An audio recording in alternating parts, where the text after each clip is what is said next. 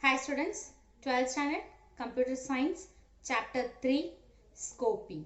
So today we are going to learn about LEGP rules. Scoping rules, how we are going to access the variable. So already we know that scoping means it is the visibility of a variable, a program, parameters, anything or functions in one part of program to another part in the same program. So here now let us start with LEGP rule. LEGP rule. So scope also define the order in which the variable have to be mapped then to the objects in order to some values. We are following the values. Let us take the simple example. X is equal to outer x variable and display x, inner x variable and print x and display. So in this example program, when we execute the statement fourth and fifth statement. So 1, 2, 3, 4. So this is the fourth statement and this one is the fifth statement. So the fourth and fifth statement display as a result. The output of this program is first we print outer x variable and inner x variable. So the above statement give a different output because the same variable name x resides in different scopes. One inside the function display and other in the upper level. So one is inner function and another one is upper function. The next one is the variable outer x variable is printed when x is referred outside of the display function, and then whereas when display gets executed, when this display is executed, here we used the inner x variable is printed which in the x value inside the function definition. For example, we can guess that there is a rule followed in order to decide from which scope of variable has to be picked. So for that, here we are going to use LEGP rule. LEGP rule is used to decide in the order of which scopes are to be searched for the scoping resolution. So the scopes are listed below in terms of hierarchy, that is highest to lowest. So it follow highest to lowest order. Now the first one is L.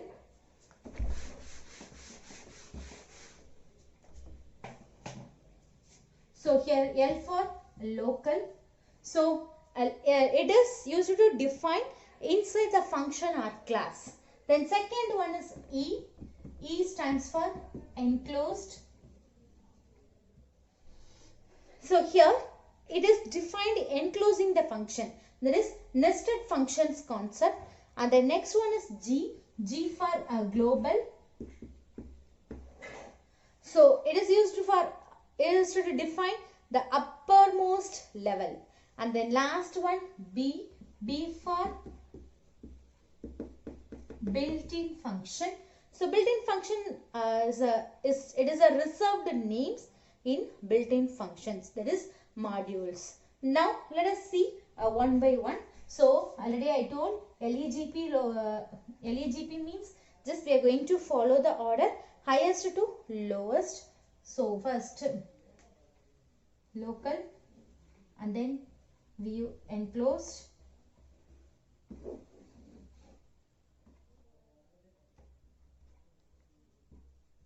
global,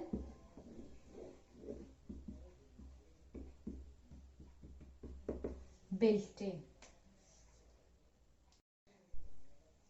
Types of variable scope. So we have four types of variable scope, that is local, enclosed, global and last one is built-in. First we are going to discuss about local scope. So local scope means it refers to the variable defined in a current function. So we can define in a current function. Always a function will first look up for the variable name in its scope. So it look up for the first reference and then only If it does not find it there, the outer scopes are checked. So it checks with the first inner scope. If it is not find, we can check with the outer scope. Now let us see the example program. Disp A is equal to 7 and then print A. Here disp. Then we run this program. The output of this program is 7. So here the variable A is assigned, the value is assigned as 7. It is defined inside the function. So inside the function we define the variable. So it is called local scope. Global scope. So a variable which is defined outside of all the function. So when define outside of the function, here we define a variable. So this is called global scope. So a variable which is defined outside of all function in a program is called as global scope. That means a global variable can be accessed inside or outside of all the function. So this is a global variable. So we used this scope inside the function and outside the function also. The next, let us see the example. On this execution, when we run the program, here we used one function, then the A value 7, it is inner scope, and then print A. So the A value is 7, it prints the A value, and then next another one function, here we define A. So it here for this we need to print the outer variable. So the value is A 10. So in global scope we can use the variable inside the function and both as well as outside the function. So on the execution of the above code, the A which displayed inside the function value 7 and outside the function value 10. Enclosed scope. So here we used nested concept. So enclosed means it is used to define enclosed inside enclosing function. That is nested function concept. A function within another function is called nested function. And then a variable which is declared inside the function which contains another function definition within it. So the inner function can also access the variable of the outer function. So this scope is called enclosed scope. So here enclosed scope means within a function we used another one function, nested function.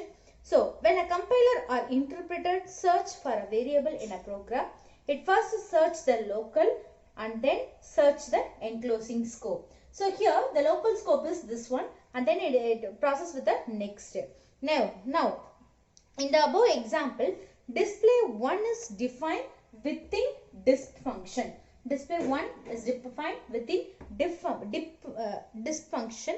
So the variable A defined disp can be even used by disp 1 also. So here the variable A is 10. So here we use outside function also we use the same variable and inside the function also we use the same variable. So the output of this function is 10 and 10. Built-in scope. Finally, the last one is built-in scope.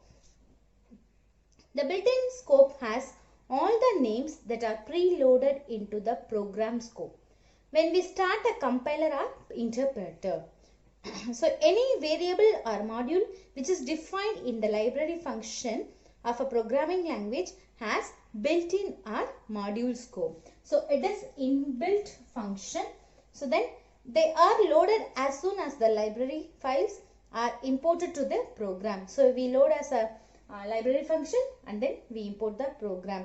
Then the entire program. So this program is associated with a library file and then here they used it is used with a built-in or module scope. So here this and this one print a value and again this one print the value. So normally only functions or modules come along with the software as package. Therefore, they will come under the built-in function. So the function or modules it come along with the software. So that's why it is called built-in scope.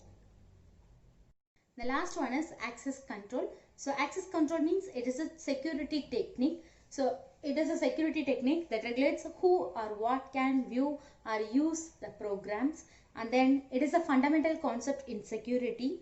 So we can use, in other words, we can say access control as a secure restriction of access data. Then we use private and public members. So here public members means we used access from outside the class also, and then protected members we can access from within the class. So all members in Python, by default we can use a public member function.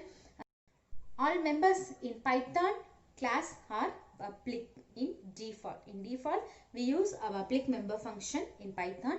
So in other programming languages like C++, Java, we used a private as a default member function, and then any member can be accessed from outside the class environment in Python, which is not possible in C++ and Java.